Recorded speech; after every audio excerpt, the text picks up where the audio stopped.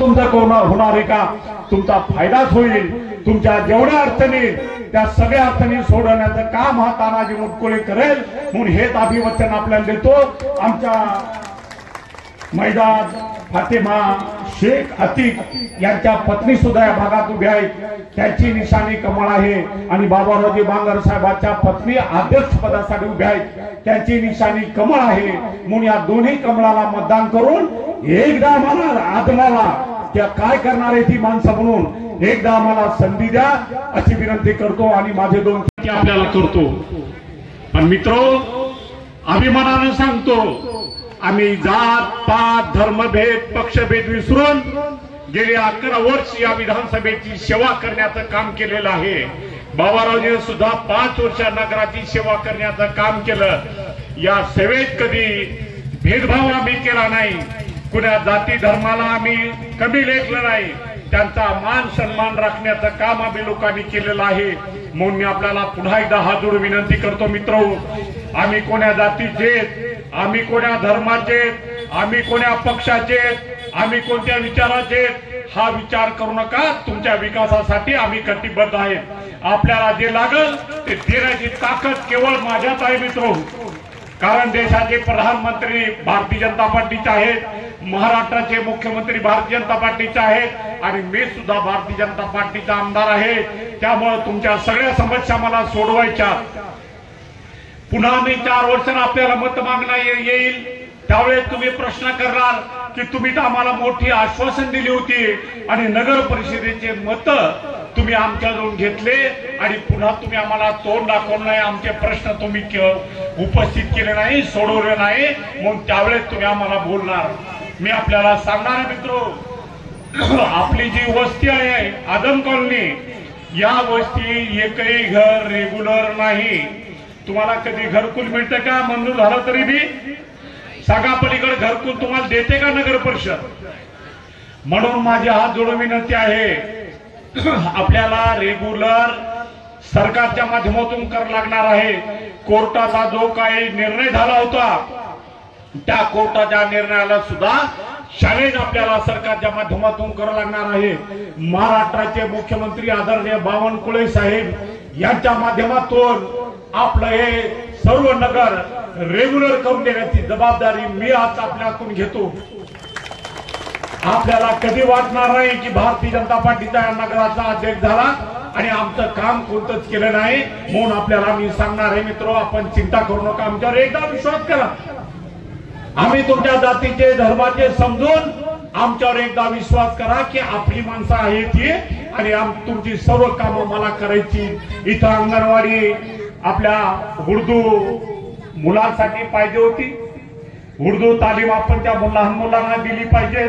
उर्दू ती लहानपणी शिकली तर पुढच्या वर्गात ती उर्दू चांगलं शिकू शकतात। आणि जात पात धर्मभेद मित्रो कशासाठी आम्ही मराठा संस्कृत कशासाठी शिकतो की आमच्या भगवद्गीतेचं ज्ञान आम्हाला व्हावं। तुम्ही उर्दू कशाला शिकता की बाबा आमचा जो पवित्र ग्रंथ आहे त्या ग्रंथाचं आम्हाला ज्ञान व्हावं, त्यासाठी हा उर्दूची तालीम देणं आवश्यक आहे। म्हणून मित्र माझ्या आमच्यावर एकदा विश्वास करा। बारबार आम्ही तुम्हाला दुसऱ्या वेळेला तुम्ही पळत येऊन आम्हाला म्हणणार की आमदार साहेब आमच्याकडे येऊ नका, आम्ही तुमचे सगळे मत आम्ही तुम्हाला देणार आहे।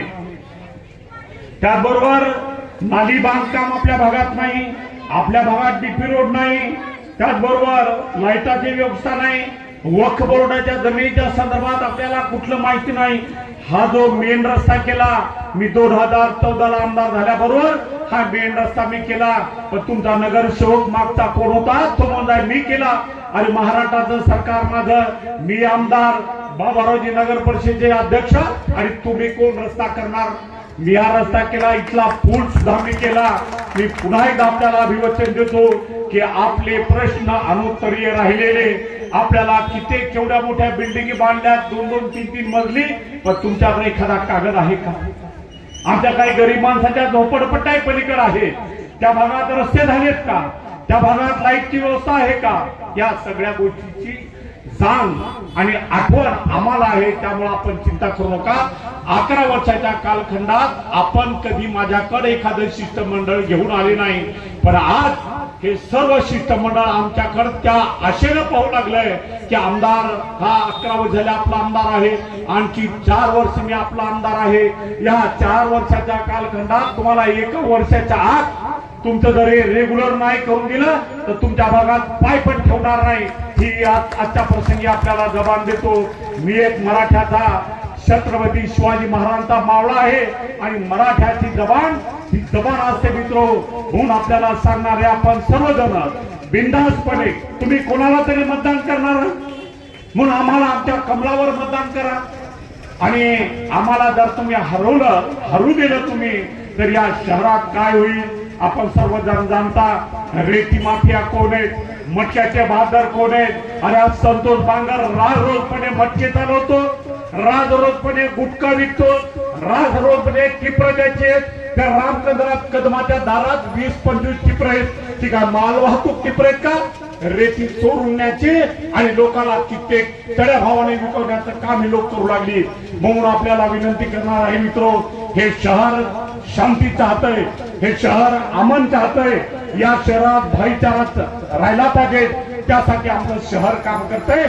एक तरी वारदाता दाखवा 11 वर्षाच्या कालखंडात. कधी हिंदू मुस्लिमाच्या संदर्भात आम्ही बोललो असेल, कधी कुठला दंगा फसाद झाला असेल जातीपातीच्या नावावर.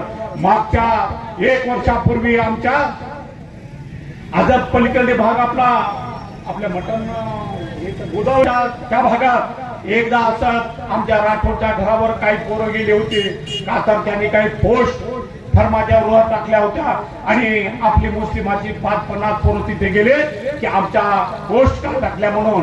आणि मला निरोप मिळाला की काही मुस्लिम आणि हिंदू एका जागी येऊ लागले. मी आपल्या इस्माईल भाईचा मुलगा त्यांना पाठवलं, आमच्या काय नाव त्यांचं न्याल भाईला. आता आपण विचारा की न्याल भाईला मी पाठवलं, न्याल भाई आपण स्वतः जा आणि ती भानगड मिटवा. न्याल भाईनं 5 मिनिटात ती भानगड मिटवली आणि मला फोन केला की चिंता करू नका आमदार साहेब, मी सब मिटत या. म्हणून जातीपातीचं राजकारण आम्ही करणारी माणसं नाही. म्हणून आपल्याला एक विनंती पुन्हा करतो की आपण